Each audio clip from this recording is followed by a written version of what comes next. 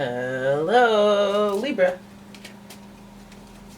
It's umomgtarot, and this is your Someone is Secretly Talking About You tarot card reading. So we're going to have a look at who is talking about you now, and then we're going to get into a tarot spread. Here we go. And I noticed something with this candle here. First that wick went out, and now this wick's going out. They're alternating on me. I don't know what's going on. These candles be talking. You cannot stop a candle from talking.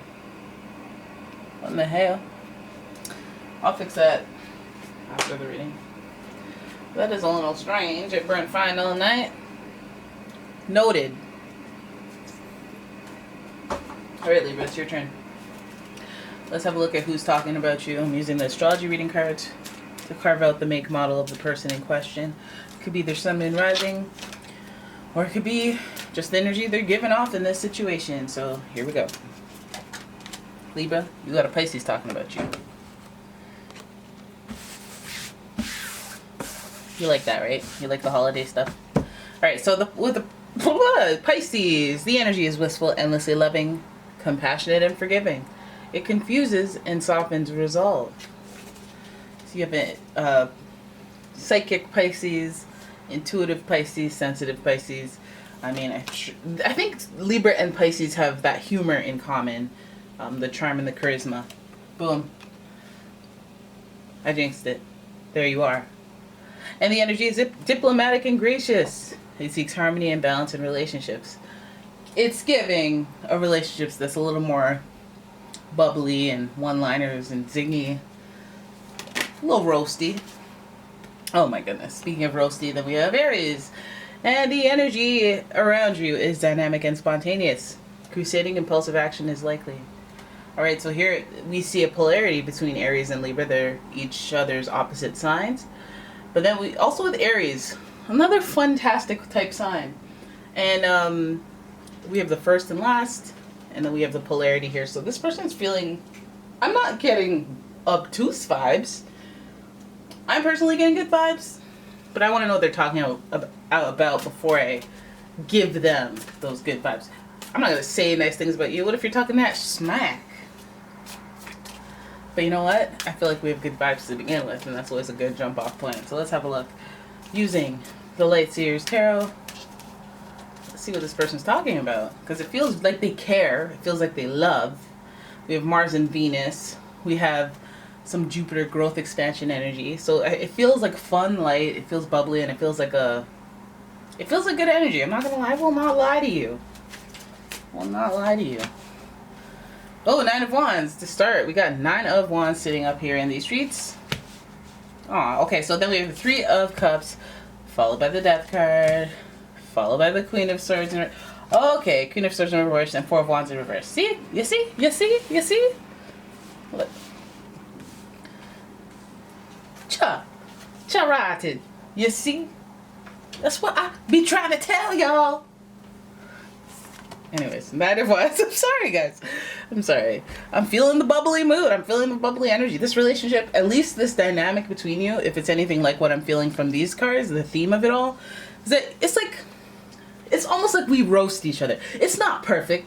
We got a little bit of sparring, but we have love, but we like each other's humor. And also, we like each other while we're sparring. It's weird. It's like not just ooh, I love you too bad, or like, I like you. It's like a funny relationship. So first we have the Nine of Wands here, pondering, working so hard but pondering. So a lot of you guys, I feel, are wondering what's going to happen in this relationship. What are the actions that are going to take place in this relationship? And you're out here wondering, I mean, I could keep at it. I think I'm in too deep at this point. I can't care. But I feel like some of you guys have feelings for a friend. Some of you guys have been friend zoned. But there's some sort of like, I like our dynamic. I like our relationship. I like the balance that we have with each other. I'm wondering if some of you guys are just wishing that this person could see it. Okay?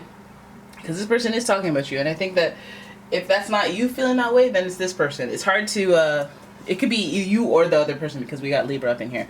But it feels like one party is wondering what this could be based on the actions that they've seen. They're like, so you see me as a good dynamic. You see that dynamic too. You see that fire that we have, right? You notice it too, right?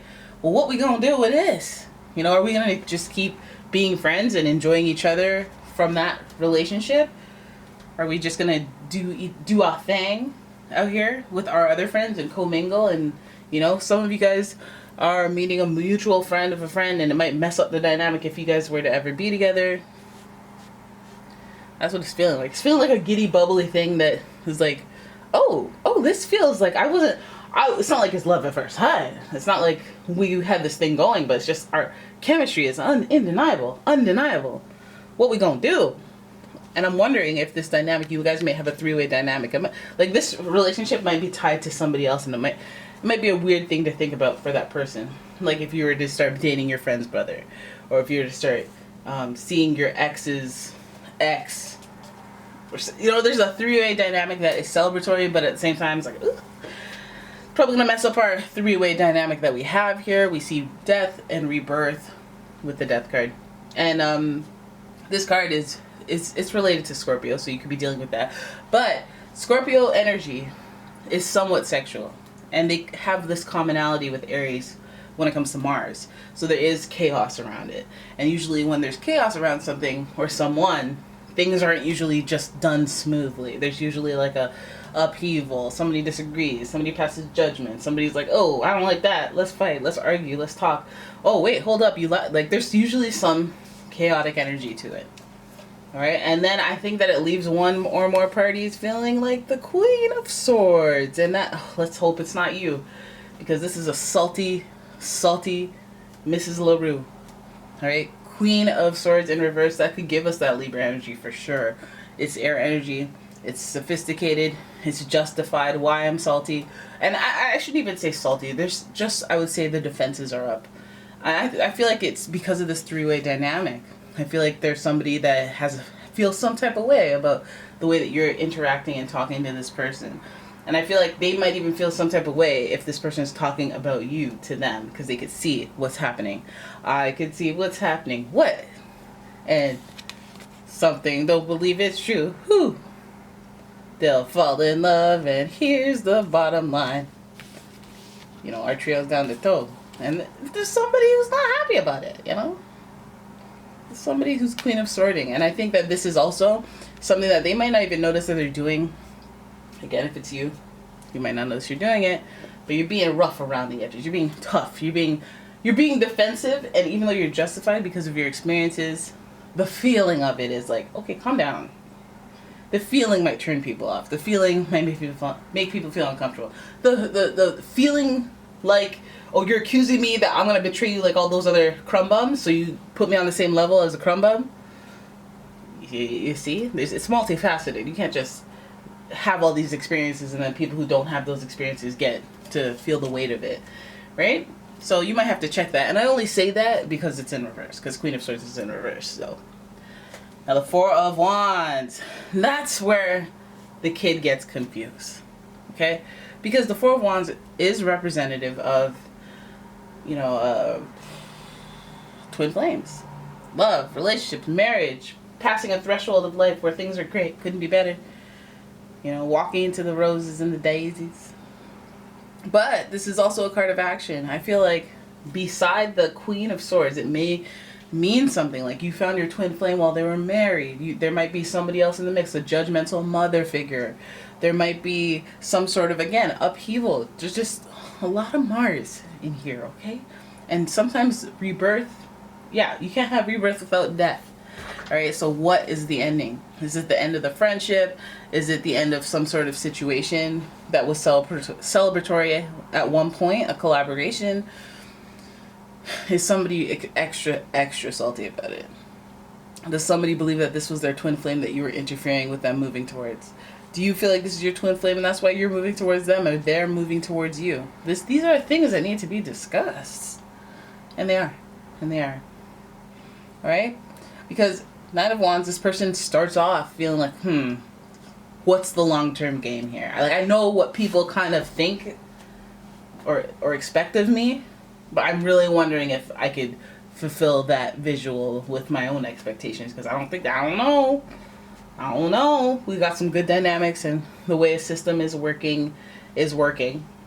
Okay, and how people feel about it. Like, let's say this is like I have a ex-wife and a child, and we have a system working because I'm single.